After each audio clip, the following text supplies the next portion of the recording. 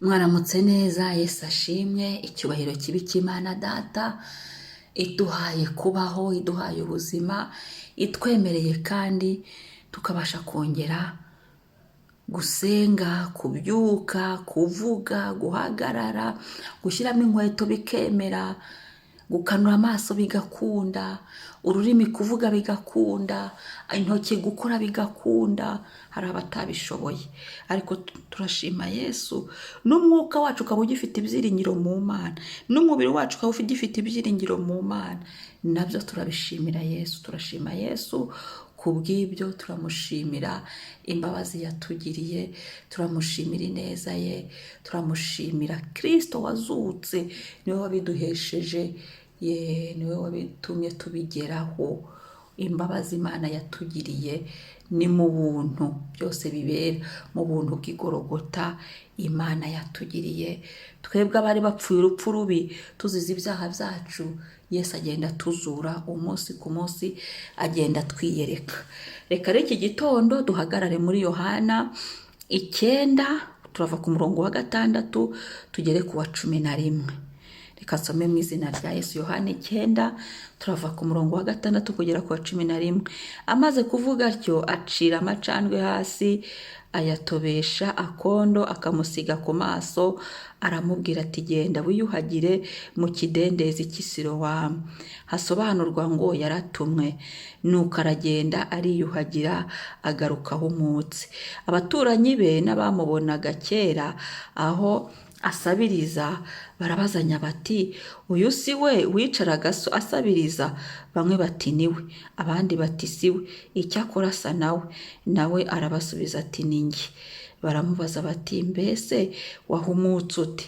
Arabasubiza ati, wa muntu witwa Yesu yatobye akondo akansiga ku maso, arambwira ati, jya i Silowamu wiyuhagire. Nuko ndagenda ndiyuhagira, ndahumuka. Amen, amen. Yesu ashimwe kubwira ijambo ryiza cyane. Umutwe w'amagambo uravuga hano muri Yohana 9 ngo Yesu akiza uwavutse ari impumyi. Rero kuri 6 rero bavuga ngo amaze kuvuga atyo, hari amagambo Yesu yaravuze haruguru bitewe n'ibyo bari bamubajije. Hanyuma duhere kuri 6 nashatse ko duhera ngo amaze kuvuga atyo, acira amacandwe hasi, atobesha kondo, akamusiga ku maso, aramubwira ngo gende wiyuhagire mu kidendezi cy'i Silowamu, hasobanurwa ngo yaratumwe. Haleluya. Uyu munsi Imana iduhumure. Imana iduhumure kuko ubuhumyi bugenda buba bwinshi. Hari ubuhumyi bwo mu mwuka, hari n'ubuhumyi bwo ku mubiri. Ushobora kuba warabivukanye cyangwa se byarafashe umuntu akuze ahagereye ku isi, ariko ubuhumyi buriho cyane cyane ubwo mu mwuka, ubuhumyi bwo kutamenya Imana, ubuhumyi bwo kutamenya mu isi y'umwuka ibiberamo. Kandi umwuka wera yaraje, kandi Yesu yaraje, birababaje. Ariko ndasenze, ndasaba kugira ngo ubwire Imana uyu munsi, ubwire Yesu ngo, Yesu mpumura, menye ibyo mu isi y'umwuka kugira ngo menye uko nsenga. Mpumura menye ibyo mu isi y'umwuka kugira ngo ntayoba. Mpumura, dukeneye guhumuka. Iyi si turimo y'uyu munsi ntago wayiba muri impumyi, ntibikunda, biragoye, biraruhije. Urebe impumyi ukuntu inanirwa. Niba mu mwuka utari kubona, ni ikibazo gikomeye. Ibintu bizajya bikwitura hejuru, uzajya uyoberwa iyo uva n'iyo ujya, uzajya uyoberwa icyo ufata n'icyo udafata, uzajya uyoberwa n'ibyo bigishije niba biva ku Mana niba bitava ku Mana, kubera ubuhumyi. Ariko ndagira ngo ubwire Yesu ngo, Yesu kuri uyu munsi mu masengesho yawe, mu bikorwa byawe, aho uri wirirwa hose, ubwire Yesu ngo, Yesu mpumura. Dukeneye guhumuka, dukeneye kubona tukabona neza, apana kureba ibikezi, ahubwo kubona neza nk'uko uyu muntu yahumutse. Haleluya. Icyama tukemera Yesu akatuhumura. Suko Yesu atagihumura, suko Yesu atagitanga umwuka uranga abantu babone mu mwuka, suko Yesu atagityaza impano zacu ngo zibone, suko Yesu atagihaguruka ngo abantu babone. oya, ahubwo abantu banze kwicara aho bagomba kwicara ngo Yesu abahumure. Ahubwo abantu banze kwemerera Yesu ngo abahumure. Haleluya. Ahubwo abantu Yesu arimo arababona, ababwira ati vaho nkuhumure, bakanga. Bamwe birababaje, umwuka wararavuga, bamwe bakica ibitwi, bakavunira ibiti mu matwi. Abandi banze guhaguruka aho bicaye, baracyicaye aho ngaho gusa, mu kutamenya, mu kujijwa. Kandi ijambo ry'Imana rihari, ari ryo rimurikira umucyo, ari wo mucyo umurikira intambwe zacu, ari wo mucyo ujya ku maso yacu, hanyuma amaso yacu akabona mu isi y'umwuka. Ushobora no kuba ufite indwara y'amaso, Uwiteka yigukize, Uwiteka uyisengere. Ushobora no kuba ufite ubuhumyi bw'amaso, Uwiteka buhumure. Aracyakora. Ni ya Mana yakoraga kera na Aburahamu, iracyakora n'uyu munsi. Ni wa Yesu wahumuye iyi mpumyi dusomye muri Bibiliya, yari yaravukanye ubuhumyi. Aracyari na wa Yesu no muri iki gihe cyacu, aracyahumura, aracyazibura amatwi abafite ubumuga bwo kutumva bakumva, n'abafite buri bumuga bwose Yesu arabuvura. Haleluya. Atobesha kondo, amusiga ku maso. Ubwire ngo Yesu ugira icyo usize ku maso yanjye kugira ngo abashe kubona.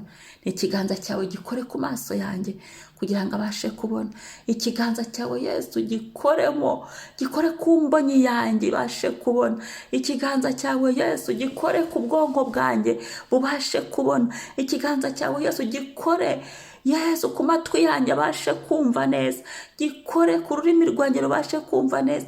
Gikore ku biganza byanjye bibashe kubona. Uko nitubibona hari ibyo tutazakora. Amaso yacu abone neza, apana kureba icyezi, apana kureba ibintu tukabyumva ibyo kuko twishakiye, ahubwo tukabyumva uko Umwuka Wera ashaka. Kuko nitubyumva uko Umwuka Wera ashaka, turaba tubyumvishije uko Imana ishaka. Tumenye igisobanuro cy'igihe turimo. Amaso yacu nahumuka, turamenya igihe turimo icyo ari cyo. Tumenye n'icyo dukwiye gukora, tumenye n'ibyo dukwiye guhindura mu buzima bwacu, tumenye n'izindi strategy kugira ngo tubashe kubaho, tuzasoza urugendo amahoro. Ngo amaze kuvuga acira kondo, acira amacandwe hasi, ayatobesha akondo, amusiga ku maso, aramubwira ati genda wiyuhagire. Mu kidendezi Silowamu bisobanura ngo yaratumwe. Nuko aragenda ariyuhagira, agaruka ahumutse. Hari abo Yesu yabwiye kujya ibunaka ntibajyayo, kandi ari igitangaza cyabo kiri. Hari abo Yesu yahagaritse ahantu ntibahahagarara, kandi ari igitangaza cyabo kiri. Uyu muntu Yesu yamubwiye kujya Silowamu, ni igitangaza cye cyari kiri. Ese wowe uri Silowamu yawe? Nanjye nabyibaza, nawe ukabyibaza. Niho uri, niho ndi, kugira ngo Yesu ahansange, kugira ngo mpahumukire, kandi igitangaza cyanjye kiri, kugira ngo bingendekere neza. Imana idutabare. Ariko abahagaze neza Silowamu, bagiye Silowamu, babonye ubutabazi. Abumviye Imana icyo yababwiye, abumviye Yesu icyo abategeka, abumviye Yesu icyo abashaka ko bakumvira ijambo rye, abo ngabo barimo barahumuka. Abo ngabo barimo barabona Imana. Abo ngabo barimo barabona ubutsinzi. Icyamba buri muntu wese akemera kujya Silowamu nk'uko Yesu yabitegetse uyu muntu. Ngo arahumuka, ngo agaruka ahumutse. Haleluya, haleluya, haleluya, haleluya. Iki ni igihe cyo guhumuka, ahubwo biradusaba ko twumvira Yesu icyo avuze. Iki ni igihe cyo guhumuka, biradusaba ko duhagarara aho Yesu ashaka. Iki ni igihe cyo guhumuka, biradusaba ko duhagarara aho Yesu ari kutubwira. Iki ni igihe cyo guhumuka, biradusaba ko Yesu adusanga aho yifuza ko tuba, aho yatubwiye kujya akaba ariho tujya, aho niho turi buhumukire. Haleluya. Aho yavuze, buri wese agira Silowamu ye. Niba Yesu yakubwiye ngo jya guhagarara mu ivugabutumwa, jya iyo niyo Silowamu yawe. Niba Yesu yavuze ngo va aho ngaho ujya, aho niho Silowamu yawe. Niho Yesu ari bugusanganishe, niho abamarayika Uwiteka yatumye bari budusange. Haleluya. Imana ishimwe. Icyama tukumvira icyo Yesu avuze, icyama tukajya aho Yesu yatubwiye, icyama tugakora ibyo Yesu ashaka, icyama tukagendera muri ordre ye, izina rye ryamamare. Ngo abaturanyi be ku munani, bene abamubonaga kera ahora asabiriza, barabazanya bati uyu si we wicara wicara agasabiriza, bamwe bati niwe, abandi bati siwe, icyo akora asa nawe, nawe arababwira ati ni njye. Iyo wumviye Imana ukajya Silowamu yawe, ukajya aho Yesu yakubwiye, igukorera ibintu abantu bagacanganyikirwa, ikora ibikomeye n'ibyoroheje bikamenyekana kuri Uwiteka ari we Mana. Icyampa tukumvira Imana, icyampa tukajya buri wese Silowamu. Baramusubiza bati mbese wahumutse ute? Arabasubiza ati wa muntu witwa Yesu yatobye akonda agasiga ku maso, arambwira ngo jya Silowamu. Yesu suko atatobye twondo ngo adushyire ku maso, yagiye abikora inshuro nyinshi, yagiye yigaragaza inshuro nyinshi, ahubwo akatubwira ngo jya Silowamu abantu banze kumva.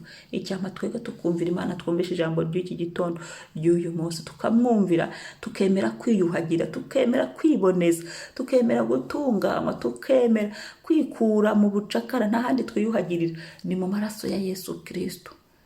Niyo Silowamu dufite uyu munsi, ni amaraso ya Yesu Kristo.